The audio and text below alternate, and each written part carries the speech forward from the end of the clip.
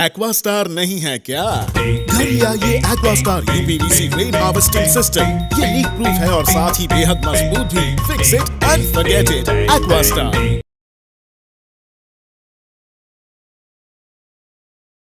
Sir देखेंगे कि आज का दिन में जो बॉम्बफ्लैट एरिया में है, हम लोग भी रेगुलरली पोस्ट देख रहे हैं सोशल मीडिया में, वेरियस प्लेटफॉर्म में ये मैसेज आ रहा है कि बॉम्बफ्लैट एरिया में करंट का बहुत ज़्यादा प्रॉब्लम है। आज भी सुबह 5 बजे से आज मॉर्निंग बहुत सारे 4-5 घंटे तक करंट नहीं था और शेड्यूल था 7 बजे करंट करने का, और 5 बजे से शुरू हो गया है। तो आपको हमें किस तरह का प्रॉब्लम कर रहे हैं? देखिए, आज अंडमान निकोबार द्वीप समूह में प्रेजेंट सिचुएशन में इलेक्ट्रिसिटी एक बहुत बड़ा समस्या है और ख़ास करके हमारे फरारगंज तहसील में ये बहुत बड़ी समस्या देखने को मिली है। तो हमने ऊपर लेवल में बात किया है और आज ई इलेक्ट्रिसिटी हमारा एरिया विज़िट किया और उन्होंने जल्द से जल्द इस समस्या का समाधान दिलाने का आश्वासन दिया है। तो किस तरह का पब्लिक फेस कर रहे हैं सर प्रॉब्लम को? दुकानदार काफ़ी परेशान है क्योंकि उनका जो फ्रिज में रखा वाला आइटम्स है और जो घर में छोटे बच्चे का दूध वगैरह जो है घर घर में, ये बहुत बड़ी समस्या है। अंडमान निकोबार द्वीप समूह को चाहिए कि हमारे यहाँ के ऑनरेबल लेफ्टिनेंट गवर्नर हो, चीफ सेक्रेटरी हो, इस पे ध्यान दे और ये समस्या को जल्द से जल्द समाप्त करे। तो आज देखेंगे कि आज सुबह 5 बजे से बॉम्बफ्लैट एरिया में करंट नहीं करके हम लोग कब आ रहा है, बट शेड्यूल था 7 बजे लोड शेडिंग का। हर सैटरडे तो लोड शेडिंग होता है, तो इसका बारे में बताइए। ये लोड शेडिंग का शेड्यूल को जो है सिर्फ पेपर में दिखाते हैं, प्रैक्टिकली जो है काफ़ी हैरेसमेंट होता है। अगर शेड्यूल बन गया तो फिर उस शेड्यूल को फॉलो करना चाहिए क्योंकि लोग शेड्यूल के हिसाब से प्रिपेयर रहते हैं।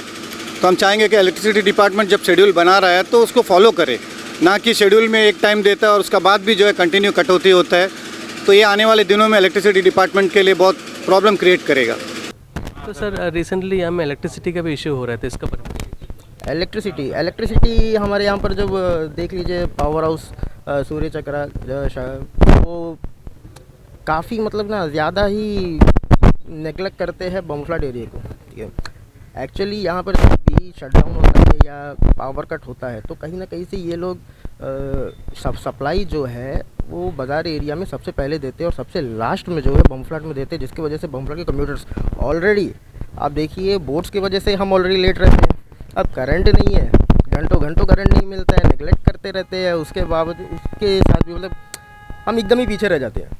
तो 2 घंटा तो आने जाने में लग जाता है, उसके बाद में जो करंट नहीं रहते 3-4 घंटा, तो उसमें बहुत सारे काम रुकते हैं, बहुत सारे काम रुक जाते हैं जब करंट नहीं रहता। आपको तो पता ही होगा कि करंट नेटवर्क ये सब चीज़ का हमारे लाइफ में आज कितना बड़ा इम्पोर्टेंट है। तो दे आर रियली नेगलेक्टिंग अस। जो इलेक्ट्रिसिटी और एक बहुत बड़ा मुद्दा मैं आपको बोलना चाहता हूँ, इलेक्ट्रिसिटी का प्रॉब्लम हमेशा से इलेक्ट्रिसिटी डिपार्टमेंट का रोना यही था कि हमारे पास पावर जनरेशन सफिशिएंट नहीं है। आज के तारीख में पावर जनरेशन सफिशिएंट होने के बावजूद भी पावर नहीं मिल रहा है। हमारे यहाँ पे विम्बलीगंज बॉम्बफ्लैट एरिया में कम से कम 3 से 4 घंटा का पावर कट 2 या 3 बार एक दिन में होता है। तो आप सोच के देख लिए, half of the day power ही नहीं है। तो एक डिपार्टमेंट ऐसा करने का क्या मतलब है? सारा अवेलेबिलिटी होने के बाद, उससे पहले ये लोग बोलता था कि उनके पास में लेबर्स नहीं है, अभी लेबर्स भी मिल गया, जूनियर इंजीनियर्स मिल गया इनके पास, सब कुछ होने के बावजूद भी काम नहीं हो रहा है। तो कहाँ पे प्रॉब्लम है ये फाइंड आउट करने का ज़रूरत है। मैं तो एडमिनिस्ट्रेशन से यही कहूँगा कि डिपार्टमेंट में बहुत सारा चेंजेस करने का ज़रूरत है। वो चेंजेस करके ये पावर जनरेशन ऐसा होना चाहिए, आज के तारीख में डिजिटल एरा में 24 आवर्स पावर मिलना चाहिए। इसमें अगर आप 12 घंटा पावर नहीं दे रहा है, कभी अगर यूजी केबल, एक सपना हम लोग को दिखाया था कि यूजी केबल आने से फिर आप लोगों को ये पावर ट्रांसमिशन का इशू नहीं होगा। यूजी केबल जब से आया, यूजी केबल जल गया करके बोलेगा। जल गया का मतलब है आप 12 घंटा वेट करो का मतलब है। तो पता नहीं टेक्नोलॉजी आगे जाते जाते हम लोगों को तकलीफ़ और बढ़ते जा रहा है। तो मेरे ख्याल में मैं एडमिनिस्ट्रेशन से भी आने वाला एमपी जो भी ये इलेक्शन कंटेस्ट करके एमपी आएगा, तो अंडमान का जो मूल मुद्दा है, मूल मुद्दा को कम से कम सॉल्व करें। इलेक्ट्रिसिटी, पानी, हमारा ब्रिज है या रोड का मुद्दा है, ये सब अगर ठीक कर दिया तो बाकी जो बिज़नेस करने का या तो काम करने का काम तो पब्लिक ऑटोमेटिकली कर लेगा।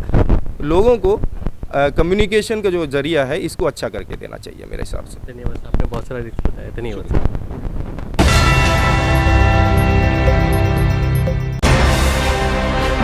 अंडमान से जुड़ी सभी छोटी बड़ी खबरें देखने के लिए हमारे अपने न्यूज आज तक यूट्यूब चैनल को सब्सक्राइब करें और बेल आइकॉन प्रेस करना ना भूलें।